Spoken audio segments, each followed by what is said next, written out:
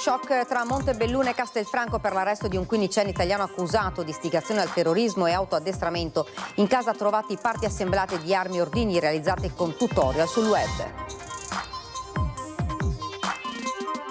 L'indagine è iniziata monitorando in rete ambienti di estrema destra suprematista, l'odio del ragazzino contro ebrei e persone di colore. L'inchiesta all'inizio potrebbe allargarsi. Agghiacciante e inquietante, le istituzioni commentano la vicenda del quindicenne. Il sociologo Filippi: dobbiamo interrogarci su quali famiglie ci siano dietro questi casi. Mentre continuano le indagini sul pestaggio nel sottopasso della stazione, il sindaco di Treviso annuncia la linea dura: ci costituiremo parte civile in ogni processo contro chi danneggia l'immagine della città. Ingoia delle dosi di cocaina per evitare l'arresto in manette a Montebelluna, uno spacciatore nigeriano bloccato dopo aver seguito un suo cliente abituale. La spesa delle famiglie venete di dicembre supera i 2,2 miliardi di euro. Secondo Confartigianato Imprese i consumi sono in crescita con una forte incidenza dell'artigianato. Il pilota di Cavaso del Tomba, Gian Domenico Basso, si conferma al vertice del rally nazionale conquistando il suo quinto titolo tricolore e ricevendo il premio ACI Treviso. Buonasera, ben ritrovati dalla redazione di Treviso. Dunque questi titoli in primo piano, l'avete sentito, la cronaca: aspirante terrorista assemblava armi e ordigni artigianali in casa, arrestato dagli uomini della Digos di Treviso e Milano, un quindicenne residente tra Castelfranco e Montebelluna. Diffondeva messaggi di odio e incitava alla violenza nel mirino di un quindicenne italiano vicino agli ambienti di estrema destra suprematista, stranieri ed ebrei. Gli investigatori hanno fatto irruzione nell'abitazione del giovanissimo ed hanno trovato e sequestrato numerosi componenti di facile reperimento pronti per l'assemblaggio e compatibili con la realizzazione di armi e ordigni artigianali. Sono stati inoltre trovati fogli manoscritti con disegni di armi e parti di armi e indicazioni per il confezionamento di munizioni artigianali. Il quindicenne, di buona famiglia, residente fra Montebelluna e Castelfranco, su disposizione della Procura della Repubblica presso il Tribunale per i minorenni di Venezia, è stato arrestato. Le accuse gravissime: istigazione a delinquere ed apologia di reati di terrorismo, nonché di autoaddestramento e addestramento con finalità di terrorismo, tutti aggravati dall'uso del mezzo telematico. Il provvedimento costituisce l'esito della costante attività di prevenzione finalizzata ad intercettare tempestivamente pericolosi fenomeni di radicalizzazione ideologico-religiosa e contrastare episodi di xenofobia e antisemitismo anche a tutela delle comunità ebraiche. In particolare, dal monitoraggio degli ambienti dell'estrema destra suprematista online di matrice neonazista è emerso all'attenzione un profilo attivo su alcune piattaforme social, Telegram e Signal, che pubblicava frequenti incitamenti a commettere atti di violenza di matrice xenofoba e antisemita, nonché frasi che inneggiavano ad atti di terrorismo e di esaltazione dei materiali esecutori degli stessi, tanto da affermare di aver già in parte costruito un'arma da fuoco. Massimo riservo degli investigatori, che stanno continuando ad indagare e che presto potrebbero portare ad ulteriori importanti risvolti. Il quindicenne potrebbe non aver agito da solo. La notizia è piombata nella Marca, lasciando l'intera provincia sotto shock. La notizia è agghiacciante e preoccupante, innanzitutto per il protagonista, che è un ragazzo di 15 anni del nostro territorio, che stava quantomeno progettando e meditando qualcosa certamente di non bello. Siamo tra l'altro reduci da immagini che arrivano dall'Australia, altre situazioni che arrivano dagli Stati Uniti che lasciano sempre lo sgomento, e pensare che qui nel nostro territorio uno dei nostri ragazzi possa solo pensare di cominciare a progettare qualche gesto estremo costruendosi una pistola, credo francamente sia preoccupante. Un quadro indiziario da cui è emerso chiaramente l'avanzato stadio di radicalizzazione ideologica maturato dal giovane trevigiano. Dobbiamo tutti richiamare un po' allo spirito di comunità, alla responsabilità e soprattutto abbassare i toni. Forse anche il dibattito politico non aiuta a raffreddare certi spiriti, e quindi è un appello alla responsabilità da parte di tutti. I giovani di oggi sono diventati un allarme sociale, non ha mezzi termini. Il sociologo Vittorio Filippi, commentando l'arresto del quindicenne che incitava alla violenza e al terrorismo. È l'ennesimo tassello di una condizione giovanile ormai connotata dalla violenza. In un certo senso stiamo andando verso il clima, se qualcuno ricorda, degli anni 70. Solo che all'epoca la violenza giovanile era connotata molto ideologicamente, molto politicamente, e oggi assume una varietà di vesti che va dalla tifoseria sportiva al discorso delle baby gang, quindi alla violenza più o meno gratuita, e poi addirittura salendo di tono a un discorso di tipo, sento, terroristico. Si parla ormai di precoci violenti. L'età di questi ragazzi che commettono reati gravissimi, come nel caso del 15enne arrestato a Treviso dalla Digos, è sempre più bassa. Noi siamo davanti alla questura, però io direi che più che la questura alle mie spalle vorrei avere le famiglie alle mie spalle, perché il discorso non è contenuto, ovviamente è un discorso di polizia, di carabinieri, di guardia di finanza, ma è un discorso di sapere cosa si è rotto nel meccanismo educativo delle famiglie. Qualcosa nei legami familiari si è frantumato, ha detto il sociologo. Non c'è più un controllo culturale, non ripeto solo poliziesco, della società degli adulti nei confronti delle nuove generazioni, e lo trovo un aspetto di disgregazione sociale, un aspetto di dissoluzione di regole più o meno condivise, che però non promette nulla per il futuro, perché le cose poi tendono, come lo vediamo già da questi avvenimenti, tendono sempre di più a rimbalzare, a ripetersi ed amplificarsi, quindi non c'è un limite, la tendenza è appunto all'avvitamento su se stessa appunto di una violenza giovanile. L'aggressione al 26enne nel sottopasso della stazione di Treviso, proseguono le indagini. Nelle immagini della videosorveglianza si vede che solo uno dei 3 nordafricani presenti ha preso a pugni il giovane, gli altri 2 sono intervenuti per bloccare la violenza. Intanto il sindaco Conte ha annunciato che il comune di Treviso si costituirà parte civile nei confronti di chi commette reati che danneggiano l'immagine della città. Abbiamo deciso che noi ci costituiremo parte civile a fronte di ogni situazione di violenza che avverrà in città. Linea dura del sindaco Conte di fronte all'ennesimo episodio di violenza in città. Dopo l'aggressione domenica notte di un 26enne preso a pugni nel sottopasso della stazione ferroviaria, il comune di Treviso si costituirà parte civile nei procedimenti giudiziari nei confronti di chi commette reati che danneggiano l'immagine della città e della comunità intera. D'ora in avanti chi si renderà responsabile di violenza, vandalismi o altri illeciti, siano singoli individui o baby gang, non dovrà solo affrontare la pena decisa dal tribunale, ma anche pagare per i danni provocati all'immagine di Treviso, contribuendo a diffondere un messaggio di città insicura e violenta. Quando una comunità tutta, una città, viene infangata da comportamenti che sono oltre le regole, no? Quindi sono reati.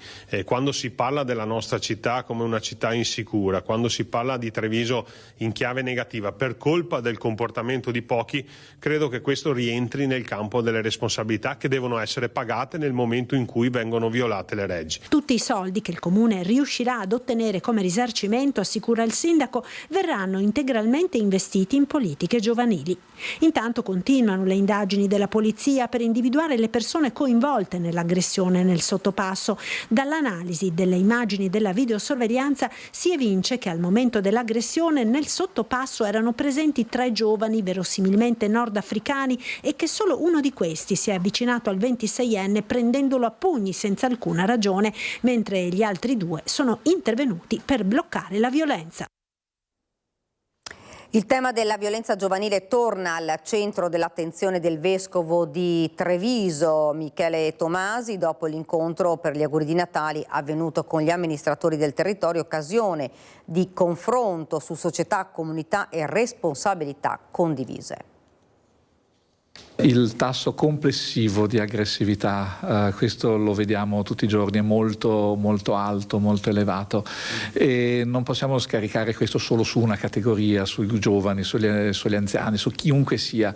Dobbiamo prenderci tutti in carico, l'idea che dobbiamo prenderci tempo, energie e cura buona gli uni per gli altri. Il fenomeno delle baby gang continua a occupare il dibattito pubblico, soprattutto per l'aumento di episodi di violenza tra giovanissimi che finiscono spesso al centro della cronaca. Il tema è emerso anche durante un incontro tra la diocesi di Treviso e i sindaci del territorio, dove l'attenzione si è concentrata sulle cause profonde di un disagio diffuso. L'analisi di Monsignor Tomasi ha evidenziato come l'aggressività non riguardi una sola fascia d'età, ma sia il riflesso di una società sempre più frenetica, caratterizzata da ritmi accelerati, aspettative elevate e scarsa capacità di lasciare spazio alle relazioni e al tempo libero. Anche qui la soluzione forse è complessa, ma il buon esempio, essere persone che hanno tempo anche per loro, per le loro esigenze, per le loro necessità, persone che sanno ascoltare, che danno uno sguardo di fiducia. Ecco, forse lo sguardo di fiducia sulle situazioni e sulle persone è la cosa più importante che possiamo darci gli uni gli altri. In questo contesto agli amministratori locali viene riconosciuto un ruolo centrale nel promuovere modelli positivi, rafforzare il tessuto sociale e favorire relazioni più equilibrate nella vita quotidiana. Il richiamo finale è alla necessità di rallentare, ridurre lo spreco di energie umane e ricostruire legami di comunità come base per una convivenza più serena e partecipata. Quali messaggi di pace e solidarietà vorrebbe lanciare ai cittadini per questo Natale? Vorrei che potessimo insieme capire cosa ci interessa davvero, che cosa ci costituisce come persone umane, qual è il senso profondo della nostra vita.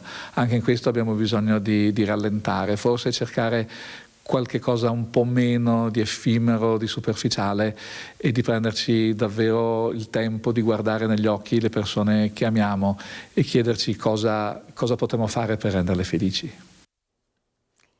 Spazi più ampi, servizi potenziati e una presa in carico sempre più integrata dei minori e delle famiglie. L'ULSS 2 rafforza il supporto ai giovani in difficoltà con il nuovo consultorio familiare presso l'ospedale di Treviso.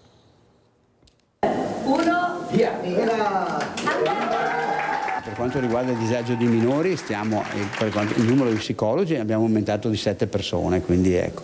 E con gli educatori stiamo adesso facendo un concorso per ulteriori educatori, perché vorremmo potenziare Educativa 118, cioè quella educativa che va ovviamente a mettersi nel territorio, seguire i minori nel territorio per poi portarli all'interno dei servizi per fare un percorso con le famiglie. È in questa nuova sede che i minori coinvolti in episodi di violenza e in situazioni di forte disagio, come quelli legati al fenomeno delle baby gang, verranno seguiti attraverso percorsi educativi che affiancano i ragazzi e le loro famiglie. È stata inaugurata la nuova sede del servizio età evolutiva e del consultorio familiare di Treviso all'interno dell'ospedale Ca' Foncello. I nuovi spazi, più ampi e moderni rispetto alla precedente sede di via Montello, consentiranno di migliorare l'accoglienza e la qualità degli interventi rivolti a bambini, adolescenti e nuclei familiari in difficoltà. Uno spazio importante dove appunto riusciamo a tenere sia il consultorio familiare che il servizio di età evolutiva. Questi servizi seguono minori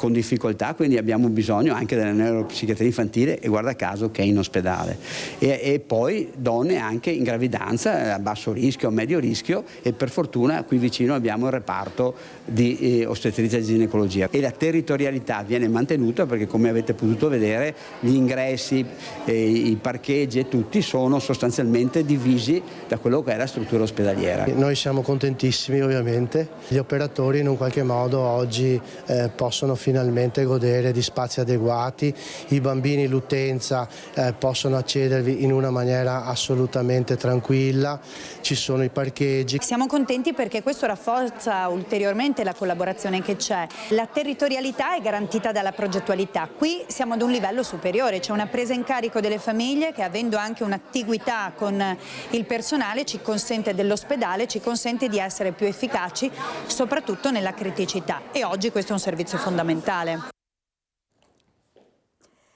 Ingoia delle dosi di cocaina per evitare l'arresto in manette a Montebelluna uno spacciatore nigeriano bloccato dopo aver seguito un suo abituale cliente. Ha cercato di sfuggire all'arresto ingerendo alcune dosi di cocaina, ma il tentativo non gli ha evitato le manette. Un 33enne di origine nigeriana è stato arrestato dai carabinieri della stazione di Vedelago al termine di una operazione antidroga condotta a San Gaetano di Montebelluna. Il pusher è stato bloccato subito dopo una cessione di 4 dosi di stupefacente. L'operazione era scattata quando i militari, seguendo un acquirente, sono riusciti a individuare lo spacciatore e successivamente la sua abitazione. Avvisato dal cliente, il 33enne è uscito di casa, ha inforcato una bicicletta e lo ha raggiunto nella zona di via Postioma, dove è avvenuto lo scambio di denaro con circa 4 grammi di cocaina. All'intervento dei carabinieri, lo spacciatore ha tentato la fuga, opponendo resistenza e arrivando a ingerire parte della droga.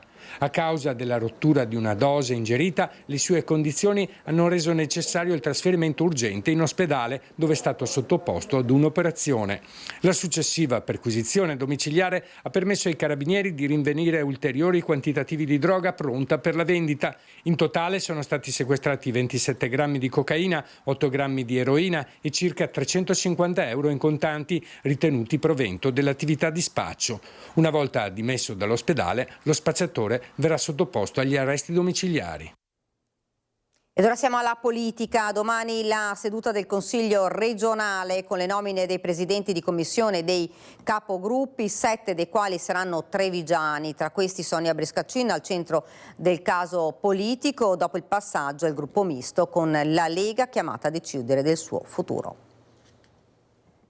Domanda precisa: a qualsiasi indicazione di voto che arriverà dal centrodestra e Lega lei si atterrà scrupolosamente, diciamo, no?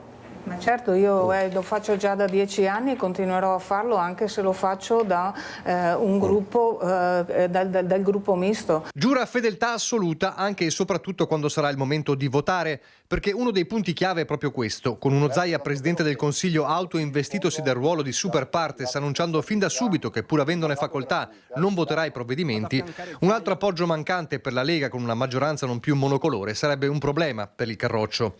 Fedeltà assoluta da Sonia Brescaccin, dunque, che si dice né delusa né arrabbiata per l'assessorato mancato. La domanda però, schivata a più riprese, resta: perché se tutto filava senza problemi lasciare il gruppo del Carroccio per il misto?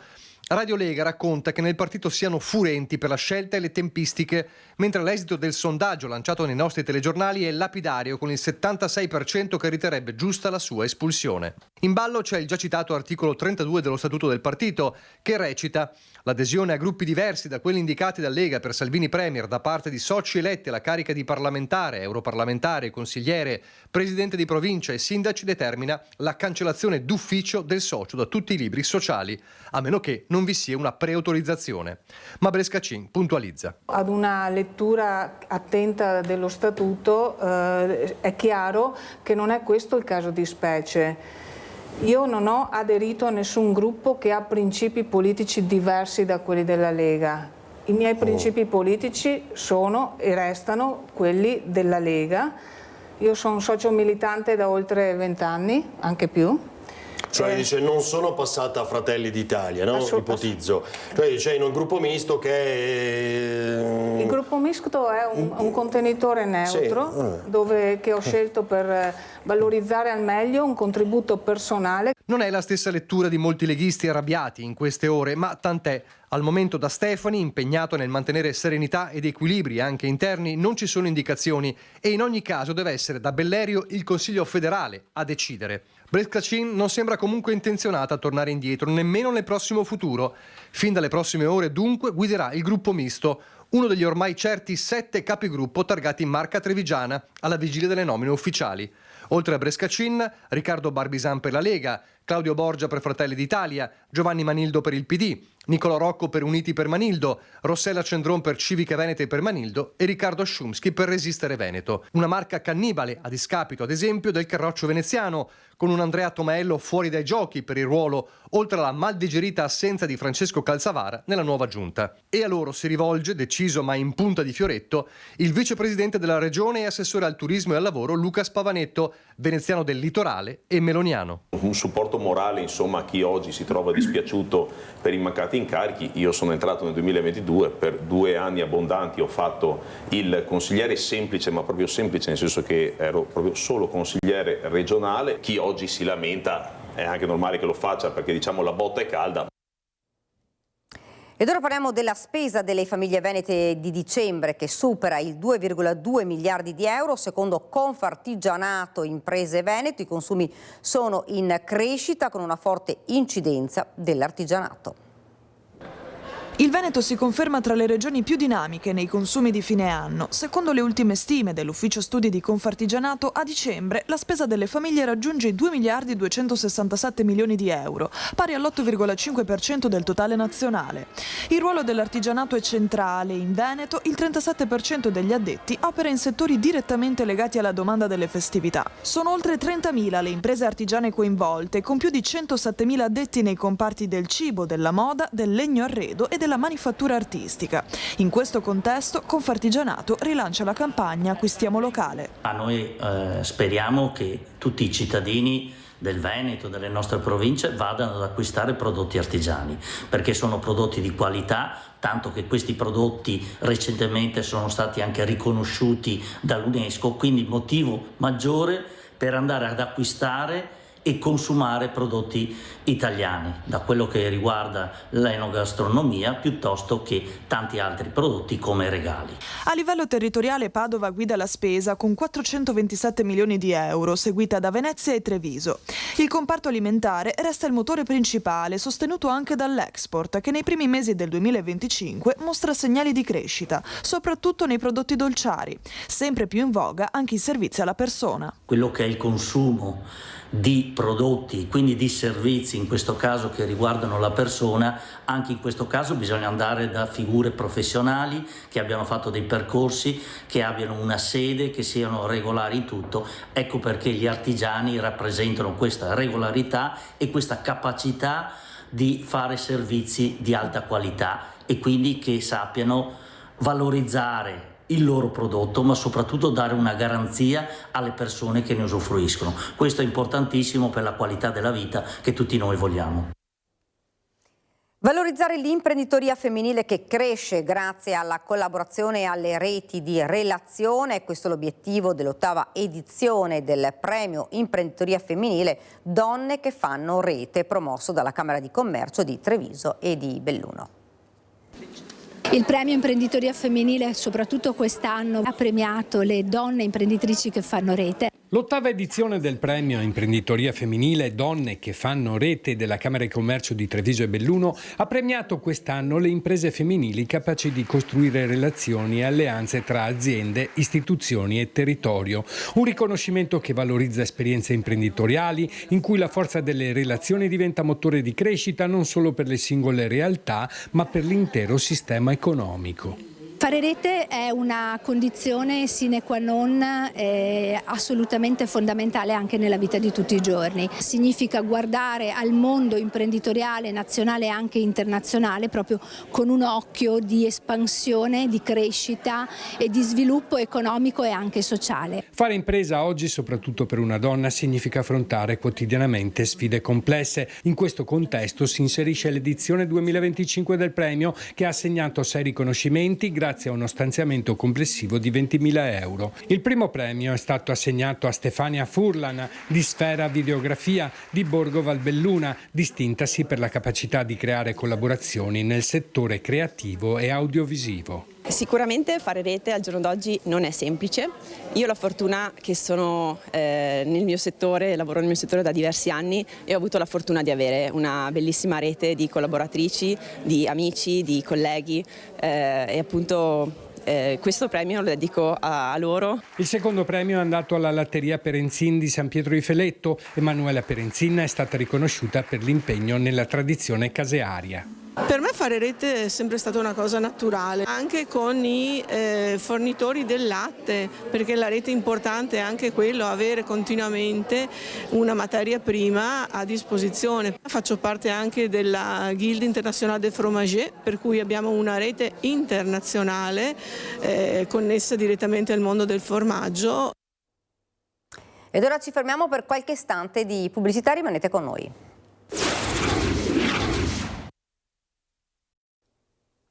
Siamo tornati nuovamente in studio. È stata rinnovata per altri 5 anni la convenzione tra provincia di Treviso e gruppo folcloristico trevigiano per la gestione del museo etnografico Case Piavone.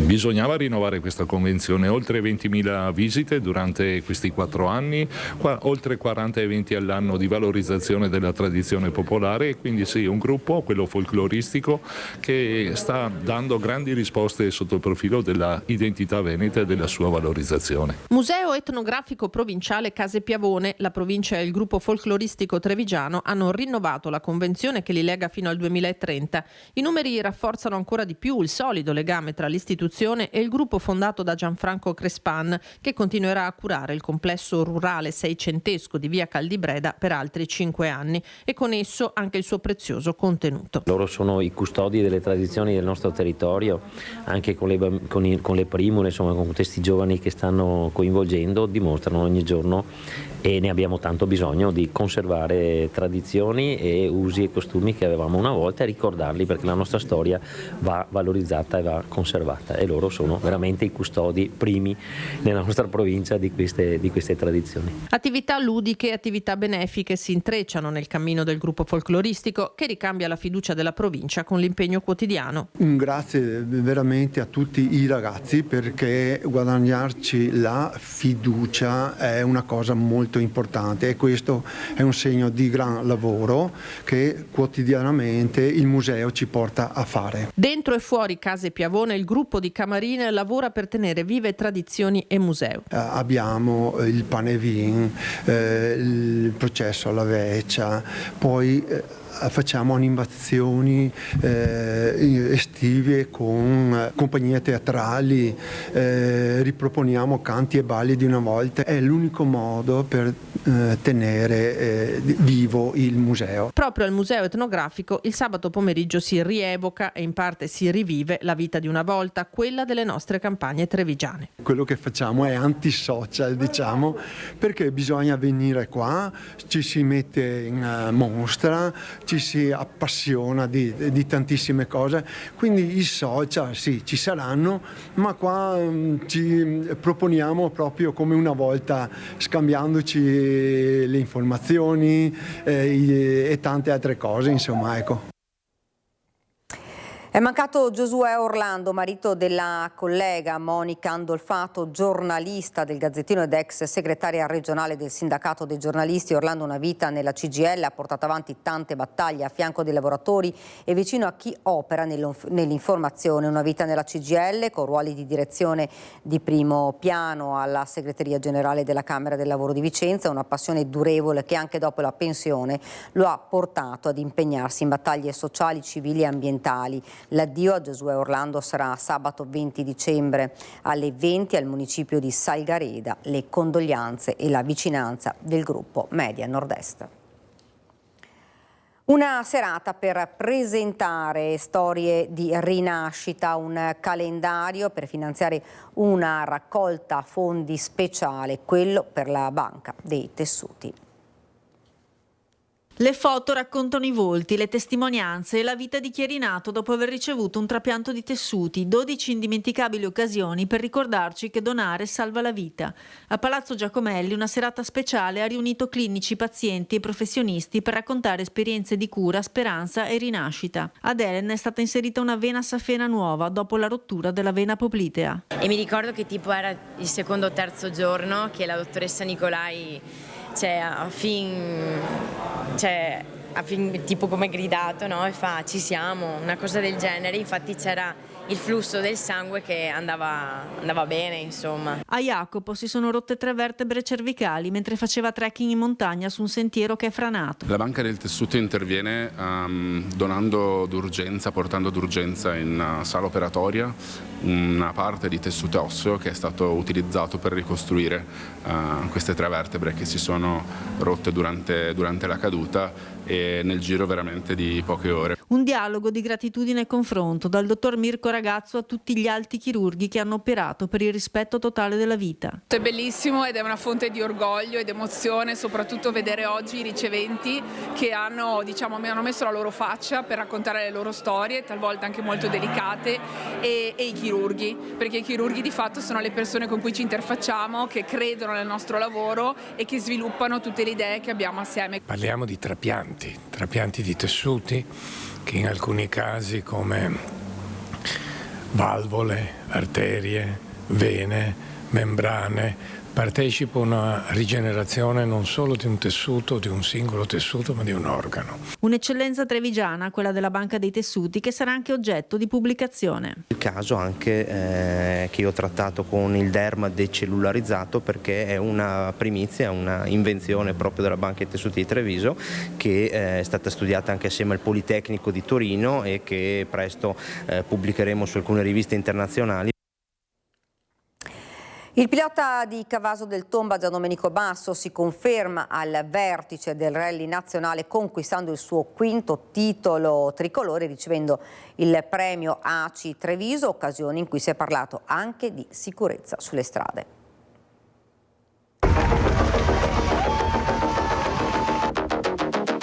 C'è stata una grande battaglia. È sempre bello vincere un titolo così importante, l'assoluta, ecco. Quindi il mio 5º tricolore, quest'anno particolarmente combattuto, e quindi un grande motivo di orgoglio doppiamente, ecco. Giandomenico Basso, pilota di Cavaso del Tomba, vincitore di un campionato intercontinentale e di 2 titoli europei, ha conquistato per la 5ª volta il campionato italiano assoluto rally, confermandosi punto di riferimento nazionale. Basso ha dimostrato ancora una volta talento, esperienza e grande capacità di gestione della gara, imponendosi in una stagione particolarmente competitiva anche contro giovani piloti emergenti. È stato l'anno dove ho avuto una grande, credo, determinazione, e sembra che quando le cose si fanno più difficili, quando c'è più pressione, io riesca a dare il meglio di me stesso. Un successo raggiunto anche grazie al fondamentale contributo di Lorenzo Granari. Forse il nostro punto di forza è anche quello di adattarsi velocemente a delle auto nuove, ed è per questo che siamo riusciti a raggiungere questo titolo. Basso ha ricevuto il premio ACI Treviso. È una soddisfazione particolare poter premiare Giandomenico per questa vittoria, ha commentato il presidente Stefano Torcellani. Un grande campione in un momento dove effettivamente lo sport automobilistico, specialmente la specialità rally, sta dando certi risultati. Il territorio trevigiano si onora di questo. Alla cerimonia hanno partecipato numerose autorità locali e sportive, tra cui il vice sindaco di Treviso Alessandro Manera. Un campione che peraltro nelle sue parole ha dimostrato anche l'attaccamento a quello che è insegnare agli altri quello che è la guida sicura in strada, quindi lo ringrazio le sue parole e gli faccio i complimenti, anche perché dice di voler continuare e di vincere altri titoli, e noi ce l'auguriamo da trevigiani ed amanti di questo sport. Per festeggiare insieme ai tifosi, il campione invita tutti sabato prossimo alla pizzeria da Basso a Cavaso del Tomba. Voglio festeggiare gli appassionati e tutte le persone che assieme a me si sono emozionati e che ci hanno seguito gara dopo gara, quindi sarà una bella festa. Ed ora siamo alla nostra pagina da Belluno e provincia.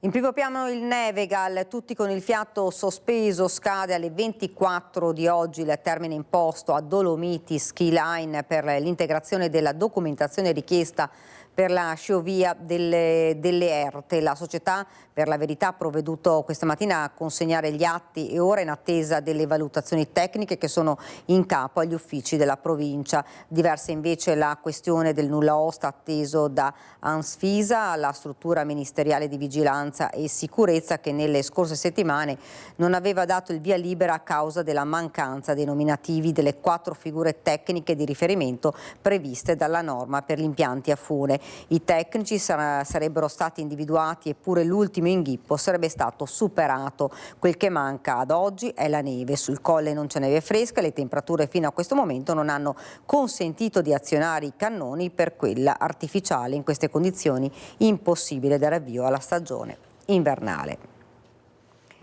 Stop ai licenziamenti e piena operatività fino a febbraio, pur se l'intenzione di Idro resta invariata. Nel 2026 sarà chiuso lo stabilimento a Feltre e saranno chiusi altri 4 siti produttivi in Europa. Al momento perciò una tregua fino alla convocazione del prossimo tavolo regionale nella sede di Veneto Lavoro, dove ieri si sono incontrati i vertici aziendali con le parti sindacali e istituzionali. Differenti le posizioni sindacali, con la FIM CISL più possibilista, mentre dalla FIOM CGL di Belluno la richiesta dell'apertura di un tavolo di trattativa ministeriale per cominciare a discutere anche del futuro della Idro e dei possibili soggetti a cui proporre lo stabilimento. In questi mesi saranno verificate tutte le soluzioni, in primis la cessione per un percorso di reindustrializzazione reale a vantaggio del sito e dei lavoratori da qui ad allora, afferma la sindaca di Feltre Viviana Fusaro. È fondamentale che il tempo venga utilizzato in modo attivo e costruttivo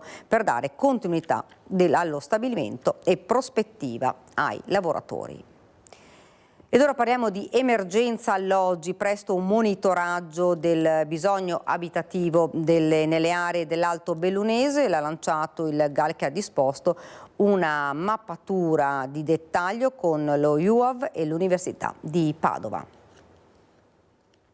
Noi in questi 3 anni abbiamo portato avanti quella che è l'attività propria dei GAL, con i finanziamenti che ci arrivano dall'Europa su dei filoni preassegnati.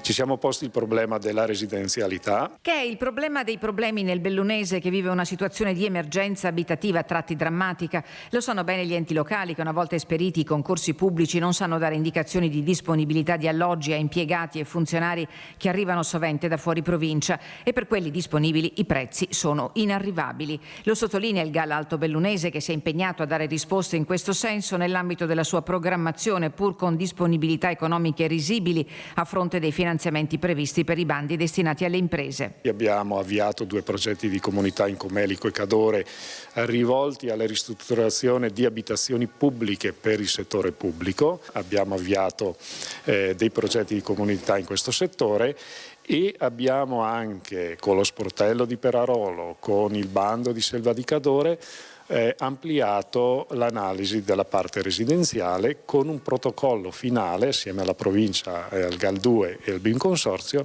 che andrà proprio a censire i bisogni abitativi della provincia di Belluno. Progetti di comunità sperimentali, comunque apripista per le necessità future. Sono prossimi altri 2 interventi strategici nelle aree del Longaronese e dello Zoldano, a fronte di una disponibilità di quasi 1,5 milioni di euro. Tutti i bisogni saranno censiti attraverso un monitoraggio, una mappatura di dettaglio con la collaborazione di UAV e Università di Padova. Riguarderà sia le esigenze residenziali, ma anche il motivo per cui tanti alloggi non vengono forniti e sono sfitti, quindi sia il settore privato che il settore pubblico. Una strategia per dare anche nuova e concreta linfa ai gruppi di azione locale, che al momento rappresentano la cassaforte delle imprese. I programmi 2023-2027 e 2021-2027 hanno avuto un budget di 6,4 milioni il primo, di oltre 5 milioni il secondo, mentre i progetti di comunità finalizzati alla residenzialità fino ad ora hanno messo a disposizione complessivamente 500.000 euro per un totale di 4 alloggi. Un'inezia confrontata ai bisogni reali. Tempo di celebrazioni del precetto natalizio anche per le fiamme gialle bellunesi che si sono radunate nella chiesa di Loreto a Belluna per la celebrazione eucaristica officiata dal cappellano militare del comando regionale Don Donato Labriola con l'arcidiacono della cattedrale di Belluno Don Attilio Zanderigo. Nell'occasione è stata consegnata la croce d'oro con stellette in oro per anzianità di servizio al generale di brigata Patrizio Milan, già comandante provinciale della Guardia di Finanza di Belluno dal 2013 al 2017. Ed ora siamo alla rubrica Il tuo presepe. Vi ricordiamo sempre di inviarci dei video della durata di almeno 20 secondi realizzati tenendo il cellulare in orizzontale e specificando sempre nome e cognome e il vostro comune di residenza. Il numero WhatsApp è sempre lo stesso: 351 1755 340. E dunque il tuo presepe, vediamo le creazioni di Ettore e Stefano Condotta con nonna Paola da Preganziol, Massimo Giacomazzi con le figlie Elena e Cristina da Motta di Livenza, Pierluigi Crosato da Ponzano Veneto e infine Sonia Pivetta da Meduna di Livenza. Vi lascio dunque a queste bellissime immagini, a me non rimane che salutarvi e augurarvi una buona serata.